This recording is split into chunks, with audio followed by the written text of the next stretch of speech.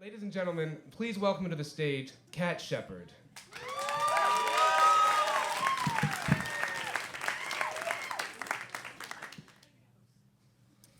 My second date with Nathan was essentially entirely formality.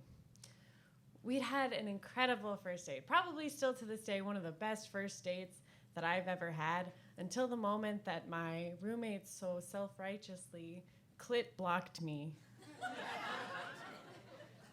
And we both went home with a very satisfactory grandfather kiss and nothing else.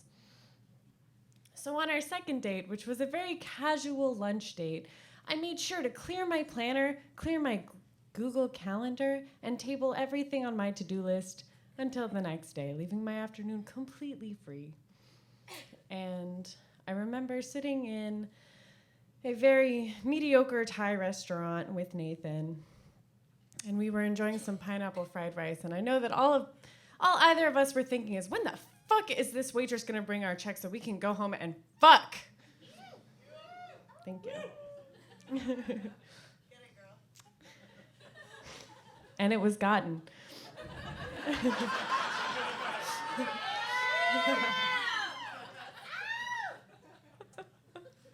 And so, wow, okay. Yeah, okay, so I don't remember when the waitress brought the check. I don't remember our first kiss, honestly. But I know it must have happened because I remember making out in Nathan's bed, which was a bare mattress on the floor of a basement with cosmic star pattern flannel sheets. Because we're adults. And I remember sitting in this sort of, we were both sitting cross-legged. It's very dignified in this sort of tantric sexual zen cross-legged maneuver. And he put his hand on my chest and pushed me, very gently pushed me, onto my back. And we were making out, and he said, "Do you want this to go further?" And I said, "Yes, please." And he slid his hand under the waistband of my shorts, and he said, "Do you like that, baby?" And I said, "Yes, please." And he slid his hand under the waistline of my underwear, and he said, "Baby, does that feel good?" And I said,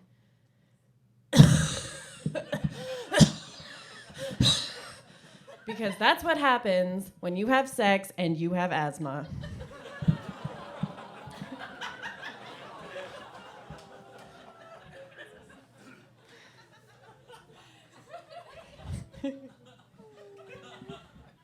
So I've struggled with asthma my whole life. It's gotten a lot better. It doesn't just happen whenever. There's certain triggers that really bring out asthmatic potential, such as lying on your back, over-breathing, aerobic activity, and exercise. So sex has become sort of this like perfect storm of asthmatic embarrassment for me, and interpersonal awkwardness. And so, I've always had these experiences with asthma where it's like, I know how in control of my breath and the sort of like wheezing sense of suffocation I'm in, but nobody else does, because to everyone else it looks like you're dying. And that's not sexy. That's very frightening. And so my associations with asthma has generally been to hide that at all costs with any sort of adult friend relationship, because other people panic, and the last thing you want to see is your loved ones totally losing their mind and thinking that you're dead.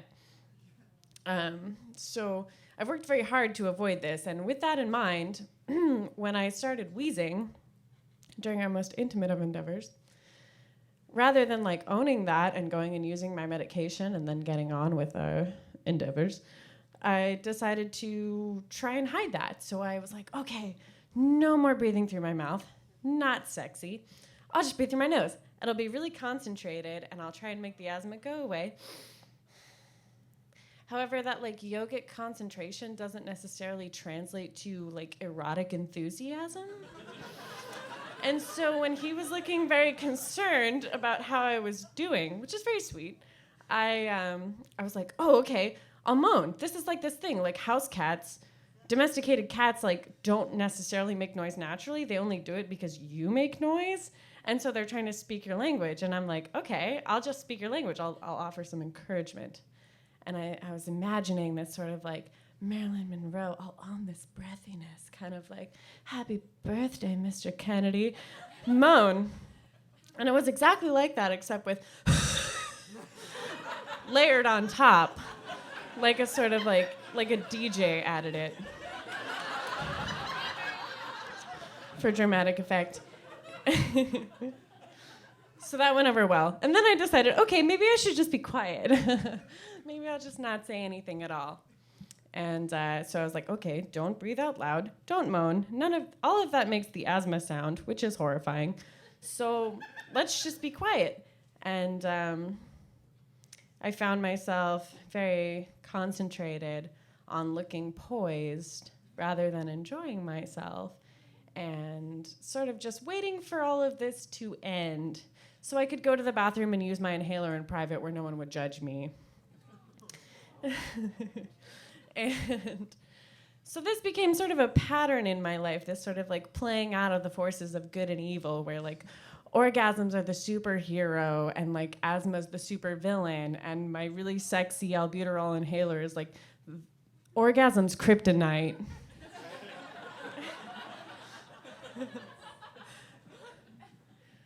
So with that in mind, so that sort of played out as a regular pattern until this very fateful poker game.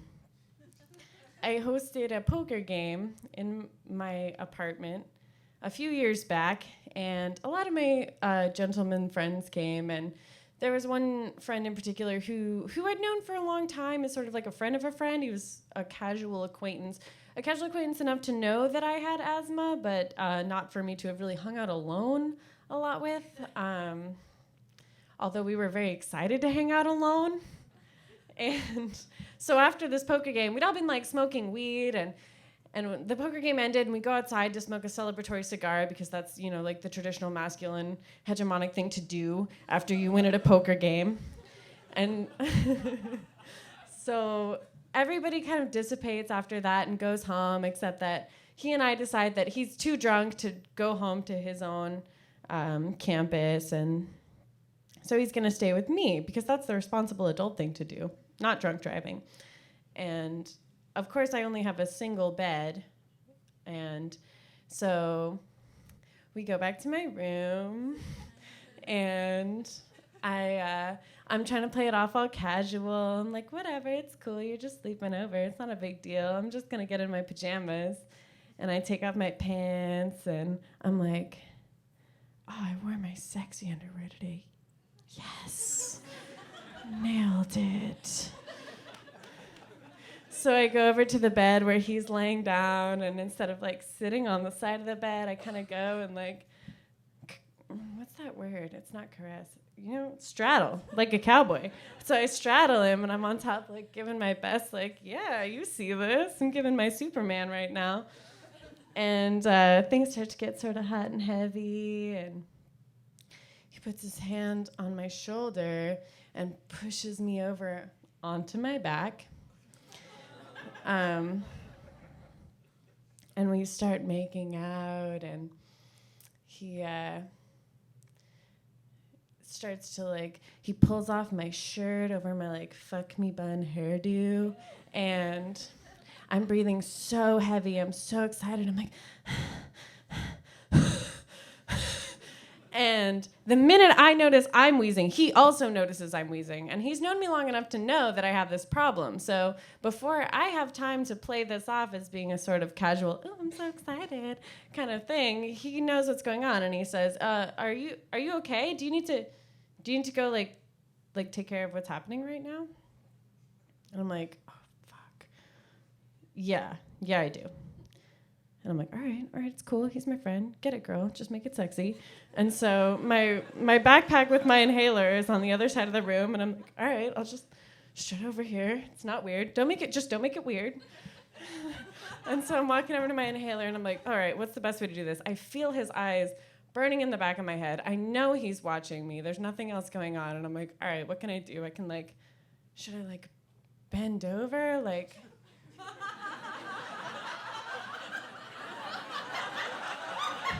Or should I squat down? And so I settled on just casually sit down as soon as possible so nothing is insinuated. Because that's hot.